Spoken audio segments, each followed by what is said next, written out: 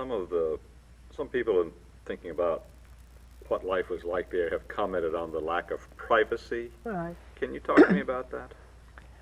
Yeah, we were all in a room, which was only 20 by 25 feet. But the barracks were 100 feet long, and they were divided up into 4 units. And each unit was supposed to have 8 people in it. Since there were no partitions, you know, we had men and women all sleeping in one room. We did finally put up sheets and to divide the room. My older brother had just gotten married before we had to leave because he didn't want to leave his girlfriend behind, and they were going somewhere else. When we got up in the morning, we had to go look for them because we didn't know where they were. And they were in a unit with some strangers. So we just picked up their cots and moved them into our room. So we had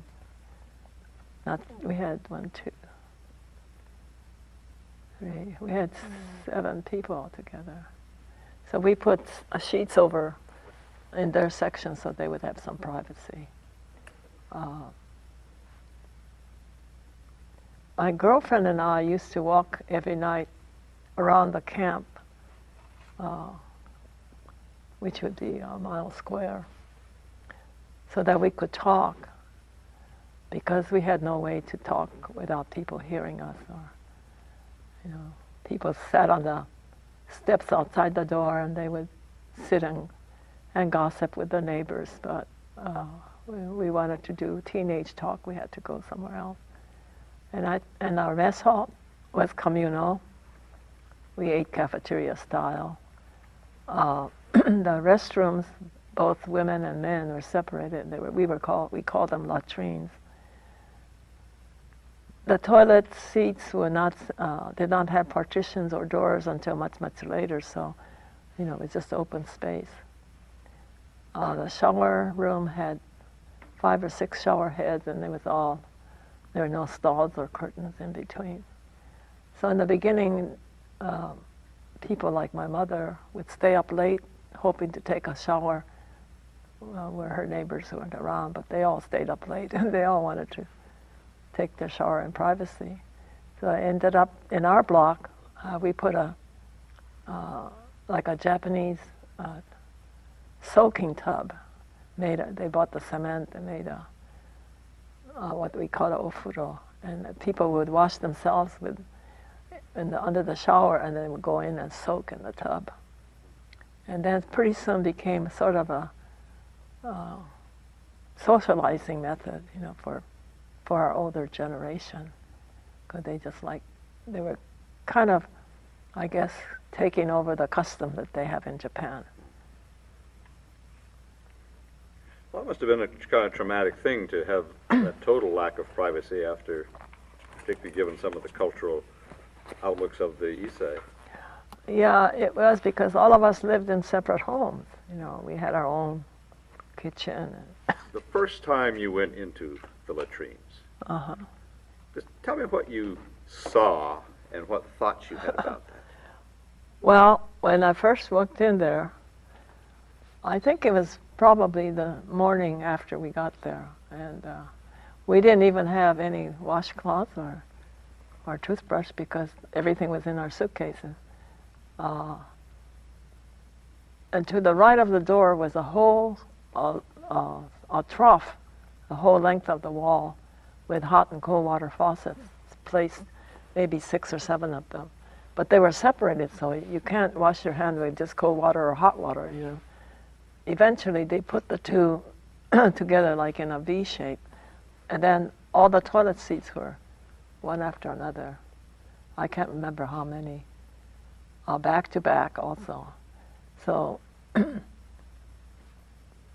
most of us went to the farthest one to try to get some privacy. Later, some people had the ingenious idea of getting these big cardboard boxes to put around a person that was going to the bathroom, and they would take turns. Then we went over to the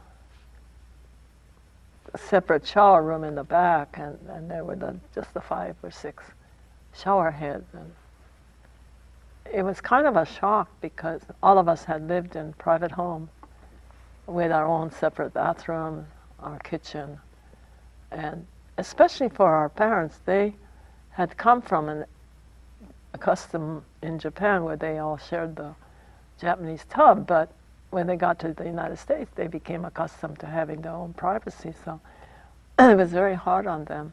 And I know all of them stayed up late hoping to take a shower by themselves, ended up finding their neighbors there, or either go early in the morning and they will also find their neighbors. So eventually they decided there was no use trying to be, private about it, and they learned to discuss things and socialize in the. Eventually the toilets began to be improved with doors, dividing and doors so that people could have some privacy. But it was very difficult in the beginning. Sure. Tell me about the winds and the sand. Well, that Sunday when we were out looking for our luggage that they had put in what they call a fire break, the trucks had gone and picked up the luggage at that station and brought them back, and they told us we had to go there and look for our family number. And when we got there, it was not bad, but then by the time we waited and was ready to come back, there was such a terrible dust storm that we couldn't see where we were going, and we couldn't tell which block because the number they hadn't put the numbers on the blocks yet. And so we struggled back and tried to locate where our room was, and I think a lot of us ended up in the wrong place. And that was the first sight of very dusty, very strong wind, and we saw all kinds of things flying around, and all of us were from the city, so it was very unusual for us to be right there in an area where there was no protection because they had bulldozed all the trees and brushes or shrubs that were around in order to build the barracks, so there was no protection from the wind. I think what we did was we stood at the window and looking out at the tumbleweeds and branches flying by.